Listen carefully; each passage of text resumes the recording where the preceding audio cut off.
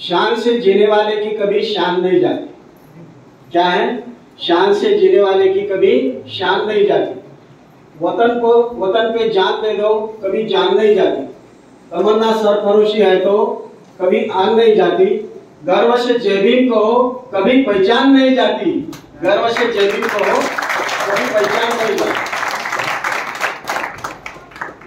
आज किती आपण आनंदामध्ये आहोत।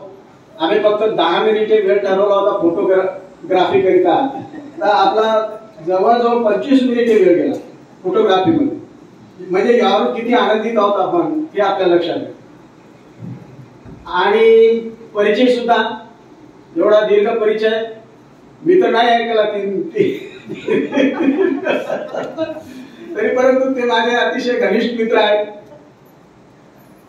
भारत देश असो, इंग्लंड असो किंवा प्रत्येक ठिकाणीच ते सोबत आहे।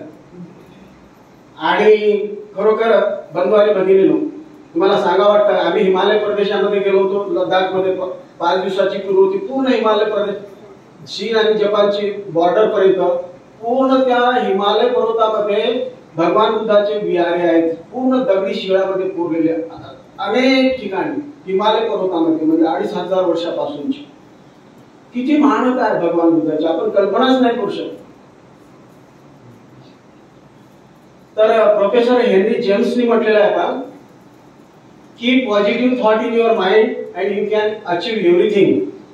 प्राध्यापक हेनरी जेम्स म्हणतात की तुम्ही मनामध्ये सकारात्मक विचार बाळगा आणि तुम्हाला जे वाटेल ते तुम्ही प्राप्ती करू शकता। आता कोणता विचार मनात बाळगायचा ते तुम्ही ठरवा, सकारात्मक का नकारात्मक?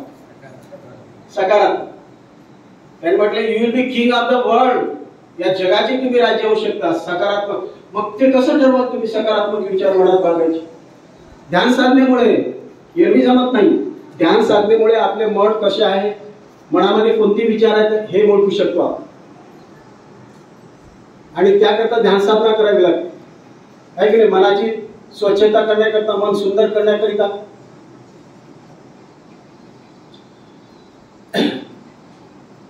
आज आपण संघरत्न पाहणार आहोत। या संघाची स्थापना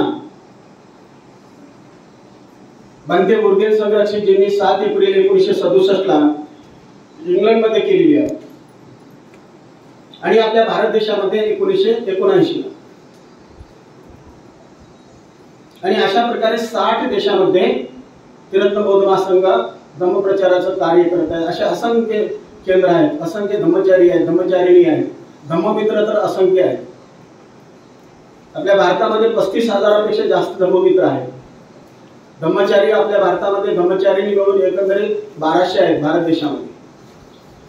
पण एवढा अमर्यादित अशा प्रकारचा हा संघ आहे त्रिरत्न बौद्ध महासंघ। आता तुम्हाला यातून सुद्धा निर्णय घ्यायचा आहे हे शिबिर संपल्यानंतर, कारण भारत देशामध्ये भारतीय बौद्ध महासभा आहे, भिक्षू संघ आहे, गोयंका गुरुजी आहे आणि हा त्रिरत्न बौद्ध महासंघ आहे।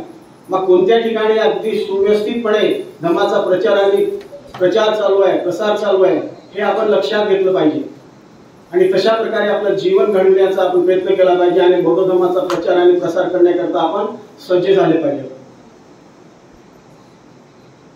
26 ऑगस्ट 1925 ला बनते बुर्गे संरक्षिताचा जन्म झालेला आहे आणि भारतामध्ये 19व्या वर्षी आले।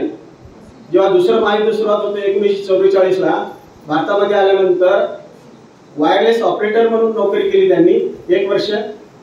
कारण 19 वर्षे 20 वर्षाच्या तरुणाला ते जबरदस्ती सैन्यामध्ये आणत असत ब्रिटिश लोक, इथं त्यांचं राज्य होतं। 1 वर्ष सर्व्हिस केल्यानंतर मग त्यांना सुट्टी दिली तर ते गेले नाही, तर आपल्या भारत देशामध्ये राहिले किती वर्ष?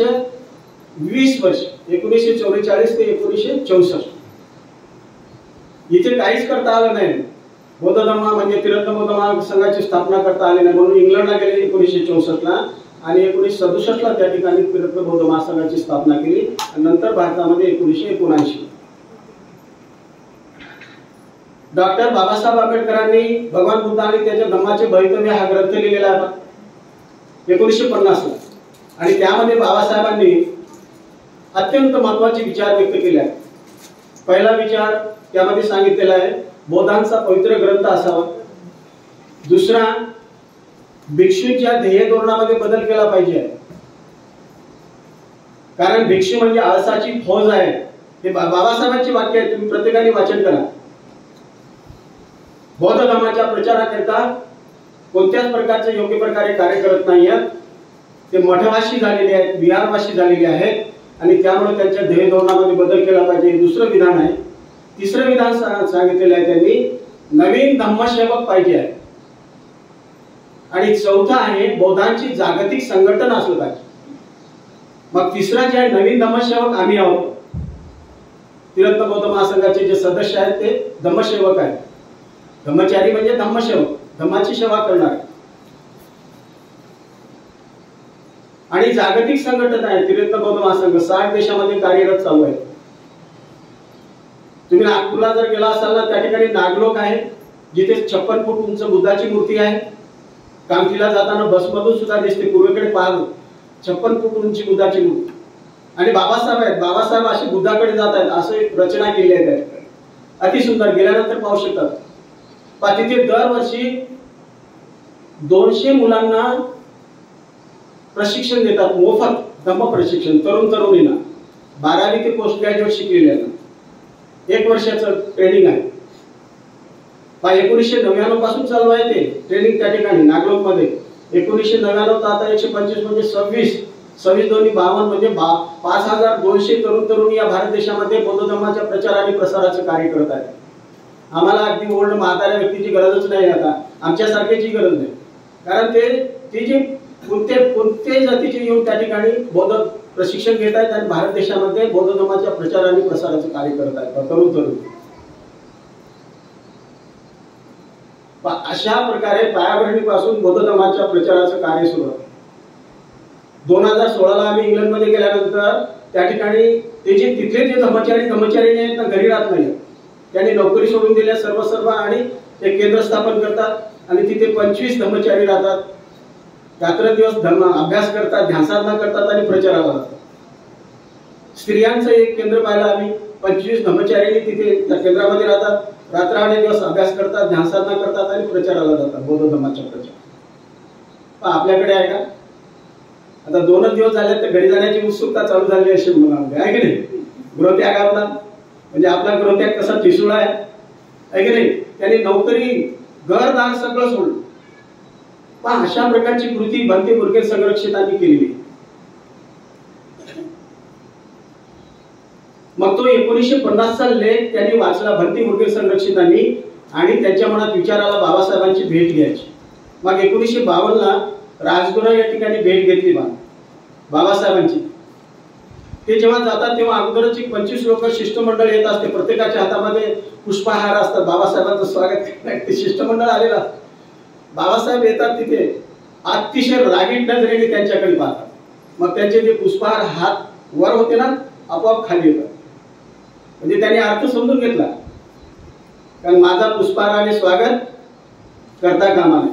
स्वागत कशाचे करा? माझ्या विचाराच. शांत बस. नंतर भंते मुरगेर संघर्षित त्यांच्याशी बोलतात. भारतामध्ये बौद्ध धर्माला काही भवितव्य आहे का? ते उत्तर देतात, भारतामध्ये भवितव्य नाही. का अत्यंत नाराज स्थिती मध्ये होते बाबासाहेब. 1951 राजीनामा दिलेला होता आणि त्यामुळे थोडीशी मानसिकता, नाराजीपणा त्यांच्या मनामध्ये, म्हणून तशा प्रकारचं तात्पुरतं उत्तर दिलेलं आहे त्यांनी. त्यांचं जे उत्तर आहे ते सांगत आहे तुम्हाला. भंते मुरगेर संघर्षित म्हणतात, तुमच्यासारख्या तरुण भिक्षूंनी अगदी फ्रंटवर आलं पाहिजे आणि बौद्ध धर्माच्या प्रचार आणि प्रसाराचं कार्य केलं पाहिजे, अशा प्रकारे त्यांनी संदेश दिला भंते मुरगेर संरक्षित. आणि मग त्यानंतर पुन्हा त्यांनी दुसरी भेट घेतली 1954ला सिद्धार्थ कॉलेज. कुठे आहे सिद्धार्थ कॉलेज? मुंबईला आहे. आणि त्या ठिकाणी मात्र बाबासाहेबांनी त्यांना प्रश्न विचारला भंते मुरगेर संघर्षितांना, बौद्ध धर्माची दीक्षा कशा प्रकारे घेतली जाते ते मला सांगा. मी तुमचे प्रवचने आयोजित करीन, त्यांना लोकांना मार्गदर्शन सुद्धा करा. मग काही प्रवचने सुद्धा बाबासाहेबांनी त्यांचे आयोजन केले पुणे आणि मुंबईमध्ये. बौद्ध धर्माची दीक्षा कशी घेतल्या जाते त्या बाबतीत. ही दुसरी भेट.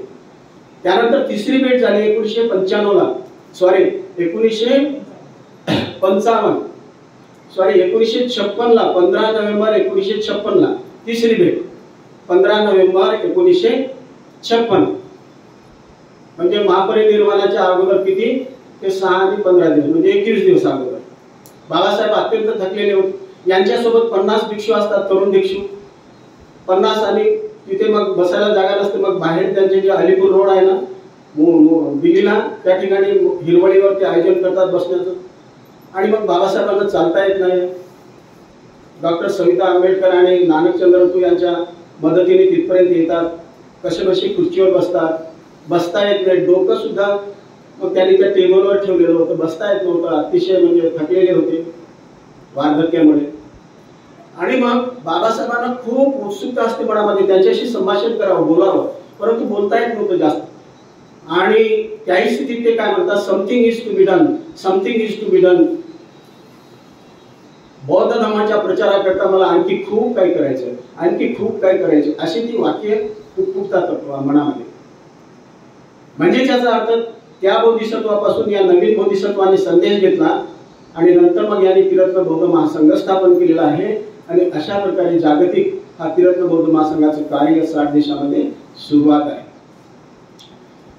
तर संघवंदना पाहूया आपण आता, कारण वेळ अत्यंत कमी आहे.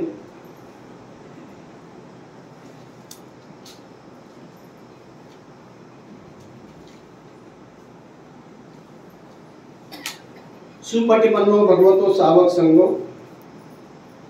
म्हणजे भगवान बुद्धाचा जो संघ आहे तो मात्र कशा प्रकारे उत्तम मार्गावर आधारलेला आहे, सुमार्गावर, श्रेष्ठ मार्गावर आधारित आहे. कारण मार्ग कोणता आहे, हा संघाचा जो मार्ग कोणीकडे जात आहे, शेवटला निर्वाणाकडे, बुद्धत्वाकडे. आणि त्यामुळे तो कसा मार्ग आहे, उत्तम मार्ग आहे.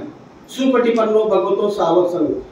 धम्म बंधू आणि भगिनींनो, हे तुम्हाला आम्ही का शिबिर घेऊन या ठिकाणी प्रयत्न करत आहोत, या प्रत्येक शब्दाचा अर्थ सांगून तुम्ही स्वतः तो शब्द, तो अर्थ तुमच्या हृदयामध्ये जपला पाहिजे आहे आणि कशा प्रकारे ती त्रिरत्न वंदना म्हटली पाहिजे आणि बौद्ध धर्माचं आचरण केलं पाहिजे, ती तळमळ आमच्या हृदयामध्ये आहे. आणि म्हणून आम्ही हे प्रयत्न करत आहोत. ठीक आहे, हे अर्थ प्रत्येक लक्षात ठेवायचा आहे. उजुपटिपन्नो भगवतो सावक संघ. भगवान बुद्धाचा संघ कसा आहे, अगदी सरळ मार्गावर आधारित, वेड्या वाकड्या अशा प्रकारचा नाही आहे. संघाचा मार्ग कसा आहे, सरळ. आणि कुठे जातो तो, बुद्धत्वाकडे. इथे सर्व आपल्या जीवनाची शाश्वती आहे, सुख आहे आपल्या जीवनामध्ये सर्व काय. धम्माशिवाय इतर मार्ग कसे आहेत पहा, त्यांचा मार्ग एकच आहे, जैन. आहे की नाही. पण इथे सुख, शांती, आनंद, निर्भीडपणा, निर्भयपणा किती श्रेष्ठ, अनमोल अशा प्रकारचा हा मार्ग आहे. प्रत्येकाने त्याचा अनुभव घ्यावा अशा प्रकारचा हा मार्ग आहे, सरळ मार्ग आहे. या मार्गाचं आचरण केलं तर तुम्ही बुद्धत्वाकडे जाऊ शकता. न्यायपटिपन्नो भगवतो सावक संघ. भगवान बुद्धाचा संघ न्याय मार्गावर आधारित आहे. न्याय मार्गावर कशा प्रकारे आधारित आहे, या ठिकाणी म्हणजे त्रिरत्न बौद्ध महासंघामध्ये किंवा संघामध्ये असणारे धम्मचारी धम्मचारिणी ते कोण आहेत, एकमेकाचे बंधू आणि भगिनी आहेत. स्वतःच्या नातेवाईकापेक्षाही आम्ही जास्त नाते जपतो पाहिजे. बंधू आणि भगिनीचं त्रिरत्न बौद्ध महासंघामध्ये, या संघामध्ये अशा प्रकारचं नातं आहे. मग कसं आहे, ते न्याय मार्गावर आधारित आहे. म्हणून हा संघ कसा आहे, न्याय मार्गावर आधारित. आणि या न्याय मार्गाने वाटचाल करून शेवटला बुद्धत्वाकडे वाटचाल करतो. सामीची पटिपन्नो भगवतो सावक संघ. भगवान बुद्धाचा हा आर्य संघ कशा प्रकारचा आहे, उचित मार्गावर आधारित, अगदी योग्य आणि श्रेष्ठ उचित मार्ग आहे. कोणीही, प्रत्येक जण, ज्या व्यक्तीला वाटलं मला माझ्या जीवनामध्ये महान व्हायचं आहे, तो व्यक्ती काय करेल, या उचित मार्गावर चालण्याचा प्रयत्न. कोणताही मानव असो, कोणतीही जाती धर्माचा, काही बंधन नाही. त्याला असं वाटलं मला माझ्या जीवनात महान व्हायचं आहे, तो या मार्गावर चालण्याचा सुरुवात करतो. उचित मार्ग आहे. आता हे 4 मार्ग आपल्याला समजलेले आहेत. एक पहिला उत्तम मार्ग आहे, सरळ मार्ग आहे, न्याय मार्ग आहे आणि उचित मार्ग आहे. म्हणजे अशा प्रकारचा हा संघ आहे. या संघाचे गुणधर्म आहेत. पण आपण आतापर्यंत जे पाहिलेला बुद्धवंदना बुद्धाचे गुणधर्म पाहिले, धम्मवंदना धम्माचे गुणधर्म पाहिले आणि हे संघवंदना म्हणजे संघाचे गुणधर्म आहेत. एदिदम चतारी पुरीस युगानी अठ्ठपुरीस पूगला. हा संघ कशा प्रकारचे आहेत, यामध्ये 8 प्रकारच्या अवस्था प्राप्त झालेले महान अशा प्रकारचे व्यक्ती आहेत. 8 प्रकारच्या अवस्था प्राप्त. तर ते 8 अवस्था तुम्हाला माहिती सांगितलेल्या पूर्वी सुद्धा काल किंवा आज बोलत असताना. पहिली आहे श्रोतापन अवस्था. लिहून घ्या ते, श्रोतापन अवस्था. मग याचे 2, श्रोतापन मार्ग आणि दुसरा आहे श्रोतापन फल. हे झाले 2. श्रोतापन मार्गावर चालल्यानंतर कोणतं फल प्राप्त होणार आहे? श्रोतापन फल. त्यानंतर आहे सकदागामी. सकदागामी मार्ग आणि सकदागामी फल. हे 2 झाले. हे 4 झाले आता. आणि तिसरा आहे अनागामी मार्ग, अनागामी फल. हा 6 झाले. 7 आणि 8 म्हणजे शेवटचा अरहंत मार्ग. अरहंत, तो अरहंत मार्ग आणि अरहंत फल असे किती झाले आता? 8 झालेले. अरहंत म्हणजे बुद्धत्व, बुद्ध. हे अगोदर सुरुवातीला 4 मार्ग सांगितलेले आहेत ना, उचित मार्ग, योग्य मार्ग, न्याय मार्ग, सरळ मार्ग. या मार्गावर चालल्यानंतर त्याचं फळ म्हणजे त्याचं बक्षीस आपल्याला हे प्राप्त होणार आहे. हे 8 अवस्था आपल्याला प्राप्त होणार आहे. या 8 अवस्था जर प्राप्त केले तर आपल्याला पुन्हा मृत्यू सुद्धा नाही, पुन्हा जन्म सुद्धा नाही. ती अवस्था आपण प्राप्त.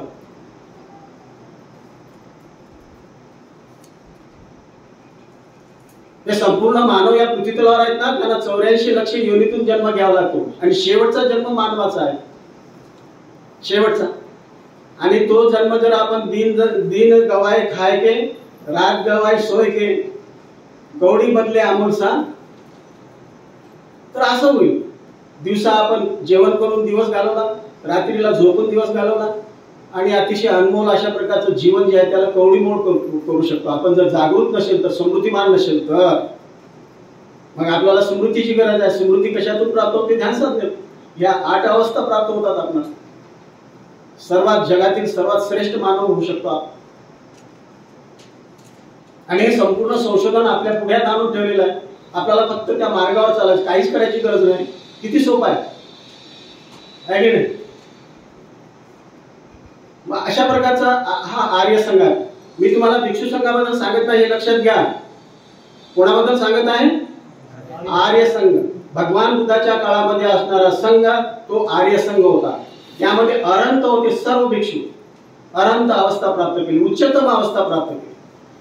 असा तो आर्य संघ. त्याचे गुणधर्म 1956 ला दीक्षा देत असताना बाबासाहेब थांबले होते. काय म्हटलं त्यांनी?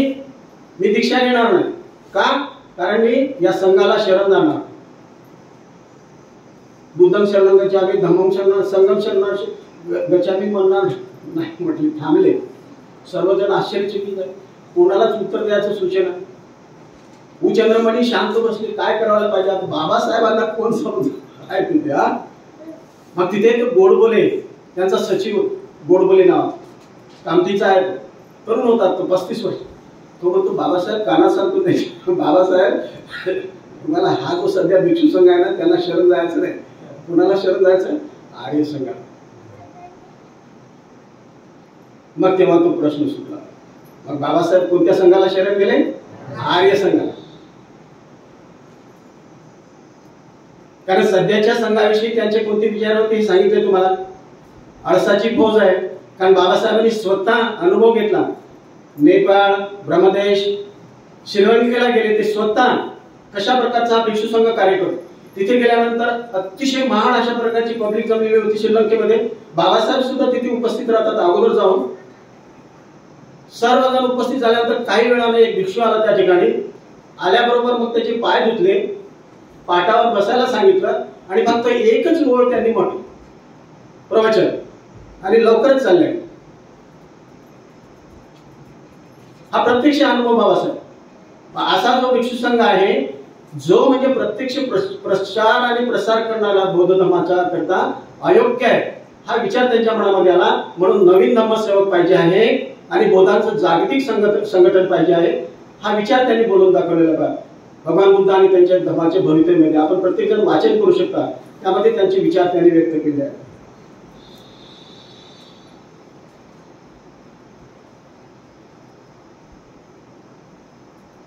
यश भगवतो सावक संगो आवनेयो पाहुनेयो दक्षिणीयो अंजली करणीयो अनुतर पुयंकेत लोकसार.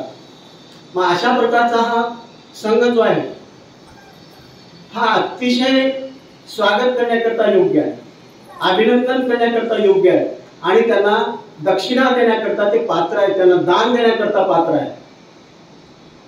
तर धम्मबंधवांनी भगिनींनो, आपण दान कुठे दिले पाहिजे आहे की जे शिलाचं आचरण करतात, शिलाचं पालन करतात, त्यांना आपण दान दिल्यानंतर आपल्याला महान प्रकारचं पुण्य प्राप्त होतं, अतिशय महान.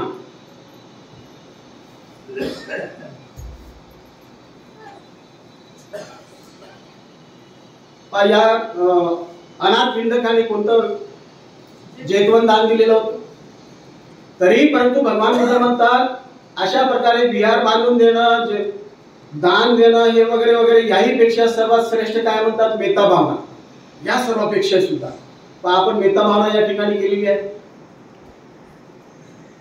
मग त्या ठिकाणी जिथे म्हणजे शिलाचं आचरण केले जाते, शिलाचं पालन करणारे आहेत, त्या ठिकाणी आपण जर दान दिलं तर आपल्याला महान पुण्य प्राप्त होतं. म्हणून हा जो संघ आहे आर्य संघ, तो दान देण्यास पात्र आहे, त्यांचं स्वागत करण्यास पात्र आहे, अभिनंदन करण्यास पात्र आहे, असे भगवान बुद्ध म्हणतात. संघ जीवित पर्यंत शरणं गच्छामि. मग अशा प्रकारचा जो संघ आहे त्या संघाला मी जिवंत असेपर्यंत मी संघाला शरण जाणार. प्रत्येक क्षण मी काय करणार आहे, संघाकरिता समर्पित करणार आहे, असा भाव आपल्या हृदयात असला पाहिजे. एच संघ अतीताच एच संघ अनागता 55 संघ अवंदामी संपदा. हा जो संघ आहे प्राचीन काळामध्ये असणारा संघ, वर्तमान काळामध्ये असणारा संघ आणि भविष्य काळामध्ये असणारा संघ, या संघाला मी शरण जाणार. कारण त्या संघामध्येच माझ्या जीवनाला सुरक्षितता आहे, त्या संघामध्येच माझं जीवनाचा विकास होणार आहे याची मला खात्री आहे, म्हणून मी संघाला शरण जाणार आहे. प्राचीन काळापासूनचा संघ, सध्याचा संघ आणि भविष्य काळामध्ये सुद्धा असणारा संघ, त्या संघाला मी म्हणजे शरण जाणार आहे. नक्की मे शरणं आहे संगो मे शरणं वरम येतेन सचवजनम हो तुमे जय मंगल. पण या संघाशिवाय माझे दुसरे कोणतेही शरणस्थान नाही, पण फक्त संघच माझे शरणस्थान आहे.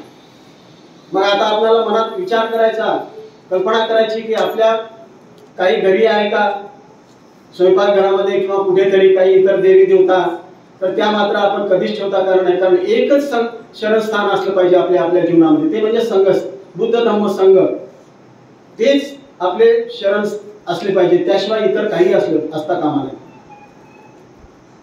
त्यांनाच आपलं जीवन आपण समर्पित केलं पाहिजे, तर आपल्या जीवनामध्ये महान सुख प्राप्त होणार आहे. सुखी जीवन म्हणजे जे त्रिरत्न, या त्रिरत्नाला आपण जेव्हा शरण जातो त्याप्रमाणे बनण्याचं. बुद्धाला शरण जाणे म्हणजेच काय, बुद्धम शरणं गच्छामि. मी बुद्धाला शरण जातो म्हणजे बुद्धाप्रमाणे बनण्याचा मी प्रयत्न करतो. मी प्रयत्न करणार आहे, मी बुद्ध आणि एके दिवशी बुद्ध होणार आहे, मी त्याकरता प्रयत्न करणार आहे. धम्माला शरण जाणार आहे म्हणजे धम्माचा सकाळी जे सांगितलेले तुम्हाला 37 बोधिपाक्ष, त्याचं आचरण मी करणार आहे आणि धम्माला शरण जाणार आहे. संघ म्हणजे संघाच्या इथे आता 8 जोड्या सांगितलेल्या आहेत तुम्हाला. श्रोतापन, सुकृतागामी, अनागामी आणि अनंत, ह्या अवस्था मी प्राप्त करणार आहे संघाला शरण जाऊन. श्रोतापन अवस्था जर प्राप्त झाली आपल्याला तर फक्त 7च जन्म घ्यावे लागतात मानवाचे. हे महत्वाचे आहे, बघून घ्या ते. फक्त 7 जन्म श्रोतापन अवस्था प्राप्त झाल्यानंतर. आणि त्यानंतर आहे सकुतागामी. सुकृतागामी ती अवस्था जर प्राप्त झाली तर फक्त एकच जन्म नंतर घ्यावा लागतो. आणि अनागामी म्हणजे अना म्हणजे पुन्हा यायचं नाही, पुन्हा जन्म घ्यायचा नाही, मग जन्म नाही प्राप्त होत. अनागामी आणि नंतर अनंत बुद्ध होऊ शकतो आपण.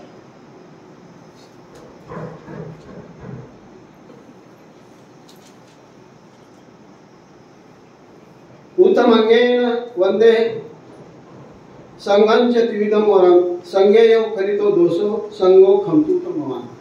अशा प्रकारचा संघ, कशा प्रकारचा संघ आहे, काया वाचा आणि मनाने शुद्ध असणारा हा संघ आहे. आणि त्यामुळेच मी या संघाला शरण जाणार आहे. या संघाच्या बाबतीत माझ्या हातून काही अपराध घडला असेल तर हे संघ मला तुम्ही माफ करा, अशा प्रकारची याचना केलेली आहे, विनंती केलेली आहे. ती आहे पहा संघवंदना.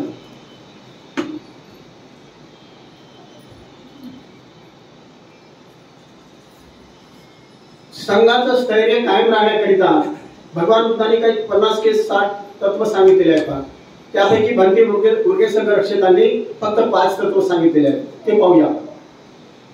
संघाचं स्थैर्य कायम राहण्याकरिता पहिला तत्व सांगितलेलं आहे, नियमितपणे एकत्रित येणे. हे पहिलं तत्व. संघामध्ये संघ सदस्यांनी नियमितपणे पुन्हा पुन्हा एकत्रित आलं पाहिजे.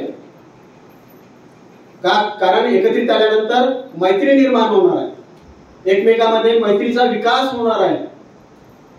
एकमेकांशी भेटल्यानंतर मग धम्माचा प्रचार कसा करणार आहे त्या बाबतीत आपण चर्चा करू शकतो. प्रचार आणि प्रसार कसा करावा याचा. आणि त्यामुळे सदैव नियमितपणे एकत्रित आलं पाहिजे आहे की ज्यामुळे संघाचं अस्तित्व कायम राहू शकते. संघ उत्कर्षाकडे भरभराटीकडे वाटचाल करू शकतो. म्हणून हे पहिलं तत्व सांगितलेलं आहे.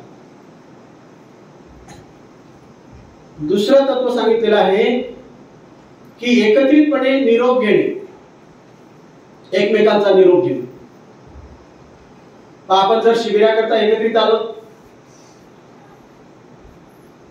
आपण शिबिर केलेलं आहे आणि त्यानंतर शिबिर संपल्यानंतर सुद्धा एकमेकाचा अतिशय प्रेमाने, अतिशय आनंदाने, मैत्रीने आपण एकमेकाचा निरोप घेतला पाहिजे.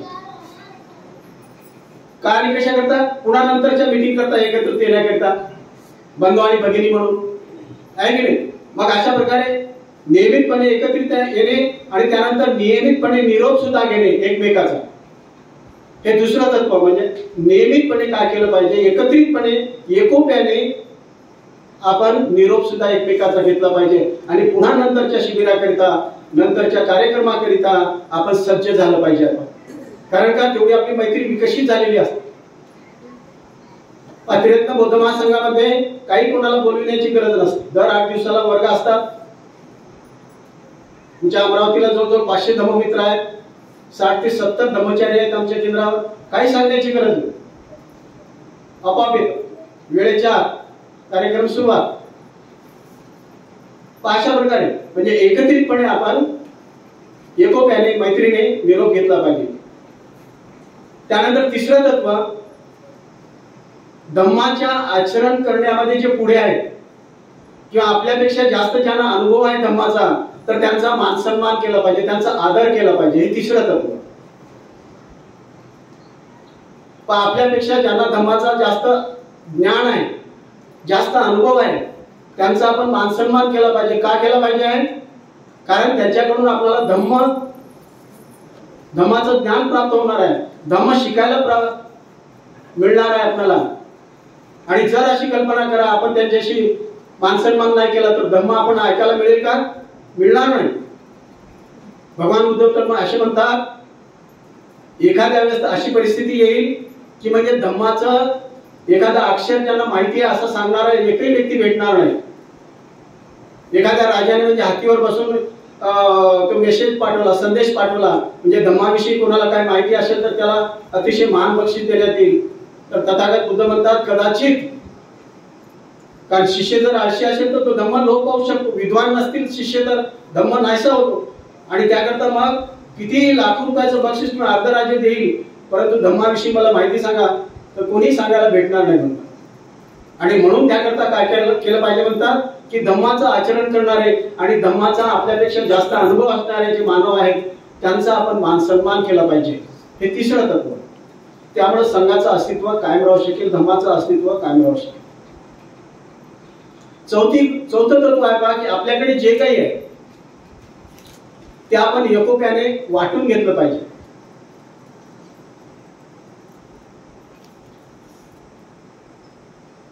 म्हणजेच काय, आपले जे मित्र आहेत संघामध्ये, भगिनी आहेत, ते जर संकटामध्ये असतील तर ते धावून गेलं पाहिजे, त्यांना मदत केली पाहिजे. जर आपल्याकडे अन्न आहे आणि बाजूला एखादा भुकेला व्यक्ती आहे, मग आपलं कर्तव्य काय? त्याला मदत करणे. कारण तो सुद्धा आपला भाऊ आणि बंधू आहे, भगिनी आहे.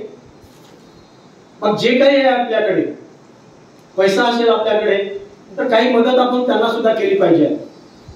त्यामुळे काय होईल? संघाचं अस्तित्व कायम राहू शकते, टिकून राहू शकते. संघ भरभराटीला जाऊ शकतो, मैत्रीचा विकास होऊ शकतो, संघाचा विकास होऊ शकतो. आणि पाचवं तत्व सांगितलेलं आहे एकत्रितपणे ध्यान करणे, एकत्रित येऊन ध्यान करणे. ध्यान साधना केल्यामुळे काय होऊ शकते, आपल्या मनामध्ये आनंद निर्माण होतो, आपल्या हृदयामध्ये करुणा निर्माण होते, आपल्यामध्ये प्रज्ञा निर्माण होते. एवढे अपरिमित फायदे आहेत ध्यान साधनेमुळे. अत्यंत चांगल्या प्रकारची झोप लागते, वाईट स्वप्ने पडत नाहीये, म्हणजे आगळी वगैरे किंवा जंगली स्वापदे त्या ध्यान साधना करणाऱ्या व्यक्तीला हानी पोहोचत नाहीये. एवढे अपरिमित फायदे ध्यान साधनेचे आहेत आणि म्हणून आपण ती ध्यान साधना केली पाहिजे. हा अजातशत्रू नावाचा राजा होता, जो बिंबिसार राजाचा मुलगा. आणि ती राजगादी प्राप्त करण्याकरता त्यांनी काय केलं, बिंबिसार राजा स्वतःच्या वडिलाला काय केलं, त्यांनी ठार मारलं आणि राजा बनला तो अजातशत्रू. आणि तो जरी बनला राजा तरी त्याच्या मनात शांतता नव्हती. एक सारखं त्या विचाराचं काहूर त्याच्या मनामध्ये का, की मी माझ्या वडिलाला ठार मारलेला आहे. झोप येत नव्हती रात्र आणि दिवस, कारण त्याने अकुशल कर्म केले होते. अकुशल कर्म केल्यानंतर झोप येत नाही. ध्यान साधना केल्याने का झोप येते, कारण आपल्यामध्ये मैत्री भावना आहे. आपल्या मनामध्ये कोणाही शत्रू नाहीत, कोणी शत्रू नाहीत. आपले शत्रूवर सुद्धा मैत्री करतो आपण, मग काही भीतीच नाहीये ना. अशा प्रकारे शत्रूवर सुद्धा मैत्री करणारा मानव, तर त्या मानवाची या जगातील जे जंगली स्वापदे असतात ते सुद्धा त्यांचं रक्षण करतात. तिथे बोधगयेच्या ठिकाणी तुम्ही पाहिलात, मुचलिन जो साप आहे त्यांनी काय केलेलं, पाऊस पडत होता, वादळ सुटलं होतं, तर वर म्हणजे त्याचा तो फणा पकडलेला आहे. तुम्ही पाहिलात ना तिथे जाऊन, नाही की नाही. जो ध्यान साधना करतो त्याचं रक्षण आपोआप होते. त्या पृथ्वीतून ही पृथ्वी मदत करते त्या व्यक्तीला. आणि म्हणून आपण हा जो अजातशत्रू आणि अतिशय मनामध्ये अशांतता होती, काय करायला पण झोपच येत नव्हती. अनेक गुरुकडे जातो. कोणते गुरु असे तुम्हाला सांगितलेलं आहे, जे ऋषी अंगाला दाख लावणारे ऋषी मुनी वगैरे, काही फायदा झाला नाही तरी त्याला झोपच येत नव्हती. मग काय करायला पाहिजे, तो जीवकाला विचार. जीवक माहिती आहे तुम्हाला, तो राजवैद्य होता, भगवान बुद्धाचा शिष्य होता जीवक. मग तो जीवक काय म्हणतो, अजातशत्रूला आपण भगवान बुद्धाला भेटायला जाऊ. तर ठीक आहे म्हणतो. मग हा 500 रथामध्ये बसतो राजा अजातशत्रू, आणि भगवान बुद्ध त्या जंगलामध्ये असतात. जंगलाच्या उंच माथा जो असतो तिथे असतात. पौर्णिमेची रात्र असते, हे जायला निघतात 500 त्याचे रथ. मग चढणीला लागल्यानंतर खाली उतरावं लागते, पायी चालावं लागते. तो अत्यंत घाबरतो. तो म्हणतो, जीवक मला तू एखाद्या शत्रूच्या तावडीत देत नाही. तो म्हणतो, नाही महाराज, आपण भगवान बुद्धाकडे जातो. पुढे जातात पायी पायी चालत. आणखी त्याला भीती वाटते, खरंच मला शत्रूच्या ताब्यात देत आहे का तू. त्याला अत्यंत भीती वाटते आणि तो म्हणतो, नाही महाराज, भगवान बुद्धाकडे जातो. आणि मग शेवटला त्या माथ्यावर येऊन पोहोचतात. तर भगवान बुद्धासोबत 2500 भिक्षू असतात. अत्यंत शांतता, निरामय शांतता, आवाज नाही तिथे, कोणाचा खोकण्याचा सुद्धा आवाज नाही. एवढी शांतता, नीरव शांतता. आणि हा तिथे गेल्यानंतर 2500 भिक्षू आहेत, भगवान बुद्ध बसलेले आहेत तिथे मध्यभागी. त्याच्या मनामध्ये विचार येतो, त्याला 2.5 वर्षाचं बाळ असते छोटं अजातशत्रूला. तर अशा प्रकारची शांती माझ्या लहान बाळाला प्राप्त झाली पाहिजे आहे, हा विचार तिच्या मनामध्ये येतो. पहा, कारण मी तर अकुशल कर्म केलेला आहे, माझा जन्म गेला समजा, परंतु माझ्या मुलाला तरी अशा प्रकारची शांती लाभली पाहिजे. म्हणून धम्मबंधू आणि भगिनींनो, आपल्याला तुम्हाला स्वतः किती कष्ट पडले तरी बुद्ध धम्म संघाला विसरू नका, कारण त्यामुळे तुमच्या जीवनामध्ये सुख निर्माण होणार आहे. आणि त्याचबरोबर तुमची नवीन पिढी जी आहे ती अत्यंत श्रेष्ठ अशा प्रकारची पिढी निर्माण होणार आहे, की जी बाबासाहेब आणि भगवान बुद्धाचे सच्चे अनुयायी होणार आहेत. पण त्याकरता आपल्याला कष्ट पडले तरी पुन्हा आणि पुन्हा शिबिरामध्ये भाग घेतला पाहिजे आहे. आणि या सुखाचा झरणा आपल्या हृदयामध्ये आपण निर्माण कराल अशी अपेक्षा व्यक्त करतो. इथेच थांबतो. जय भीम, नमो बुद्धाय.